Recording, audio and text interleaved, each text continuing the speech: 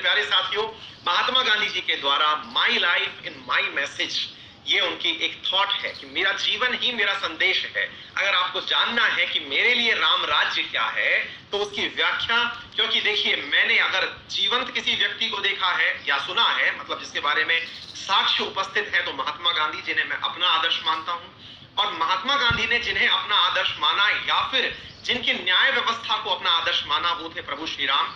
तो प्रभु श्री राम के लिए उनका क्या मानना था, उसी नजरिए से आज के हम इस सेशन की शुरुआत करने जा रहे हैं। महात्मा गांधी जी ने कहा मेरे प्यारे साथियों कि राम राज्य की स्थापना से अर्थ क्या है ये समझना आवश्यक होगा। राम राज्य से अर्थ केवल ये ना निकाला जाए कि ये हिंदू राष्ट्र है। ध्यान से सुनिएगा, इसीलिए मैंने आपसे कहा कि भारतवर्ष के लिए ये बहुत महत्वपूर्ण है। मेरे प्यारे साथियों, भारतवर्ष के लिए महात्मा गांधी जी का जो संदेश है उसकी लाइन है, by Ram Rajya I do not mean Hindu raj, I mean by Ram Rajya divine raj in the kingdom of God, भगवान का शासन जहां पर जिसके लिए राम और रहीम एक जैसे हो। I acknowledge no other word but the one God of truth and righteousness। मतलब एक ऐसा शासन जिसमें सत्य की और सत्य की ही जगह हो, ऐसा शासन राम राज्य कहलाएगा।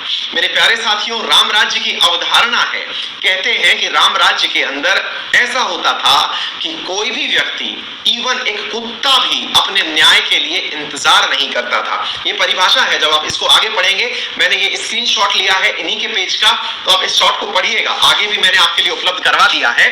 तो ऐसी स्थिति में न्याय की स्थापना, और न्याय जो होता है वो हमारे संविधान में भी है। हमारे संविधान के अंदर सामाजिक, आर्थिक, राजनीतिक न्याय की बात तो प्रियम्बल में ही कर दी गई है, प्रस्तावना में ही कर दी गई है। तो मेरे प्यारे साथियों, ऐसा राज्य जिसमें कि समाज के हर व्यक्ति को न्याय की प्राप्ति हो, और अगर उसके आदर्श पुरुष की आज स्थापना हो रही हो, आज उनके निवास स्थान की स्थापना हो रही हो, तो ये हमारे पूरे भारतवर्ष के लिए, क्योंकि भारत की सांस्कृतिक पहचान है प्रभु श्री राम, और उनके लिए मेरे प्यारे साथियों आज का ये दिवस हम सबके लिए बेहद खास है। मेरे प्यारे साथियों, इसके अतिरिक्त मैं थोड़ा सा इतिहास में और जाना चाहूंगा कि क्यों ये ऐतिहासिकता के साथ महत्वपूर्ण हो रहा है।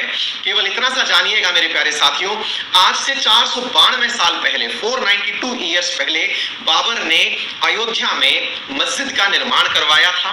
ये एक विवादित ढांचा था जो कि गंगा जमुनी तहजीब के बिल्कुल खिलाफ था। हिंदुस्तान ऐसा कभी था ही नहीं मेरे प्यारे साथियों। जैसा कि इन इन्वेडर्स ने देखा, हमारे यहाँ पर पहले भी जो मुस्लिम थे वो भी हिंदुओं के साथ बहुत ही सामंजस्य से रहा करते थे। हमारे यहाँ पर भक्ति परंपरा रही है। हमारा देश वो है जिसमें कि आज भी जब राम मंदिर निर्माण का निमंत्रण भेजा गया है, तो पहला निमंत्रण मुस्लिम पक्षकार इकबाल अंसारी को भेजा गया है। मेरे प्यारे साथियों, गंगा जमुनी तहजीब का प्रतीक बनने जा रहा है ये राम मंदिर, जिसमें पहला निमंत्रण भी इकबाल अंसारी, जो राम मंदिर मुद्दे के अंदर प्रथम पक्षकार थे, उन्हें भेजा गया है। तो ये समझने की आवश्यकता है। तो विदेशियों ने हमारे बीच में फूट डालने की कोशिश की, और उसी फूट डालने की लेकर के चले आ रहे द्वंद को सबसे पहले 1885 में अदालत की डोर तक पहुंचना पड़ा। भारत की पहचान रहे प्रभु श्री राम जो हैं, उन्हें भी अदालत के डोर तक जाना पड़ा।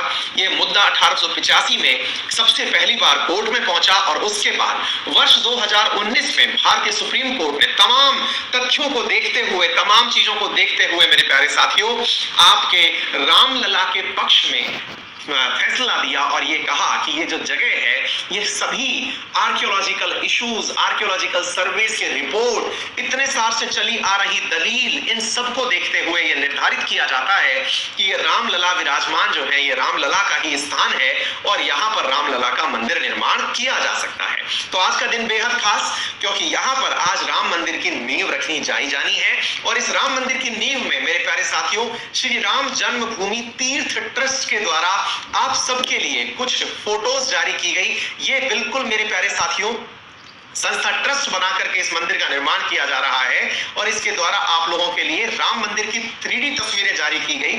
तो मैंने आप लोगों के लिए इन तस्वीरों को साझा करने का एक प्रयास किया है। छोटा सा एक लुक आप लोगों के लिए भी, प्रभु श्री राम का मंदिर किस प्रकार से बनाया जाना प्रस्तावित है। पूरे देश भर में इसको लेकर के उल्लास है। पूरा देश आज इस चीज का गर्व महसूस कर रहा है कि उनकी सांस्कृतिक पहचान, जिसको कि वाल्मीकि ने अपनी रामायण से सब तक पहुंचाया था, तुलसीदास जी ने रामचरित रामचरितमानस के माध्यम से एक आदर्श भाई, एक आदर्श पति, एक आदर्श बेटे, एक आदर्श महिला, एक आदर्श पत्नी, आदर्श देवी, मतलब इन सबके रूप में मेरे प्यारे साथियों, जिस प्रकार से तुलसीदास जी ने भारत के संस्कारों के अंदर रामचरितमानस के हिसाब से, रामचरितमानस के माध्यम से हमारे समाज का निर्माण किया है, आज उसका आधार पर्व है।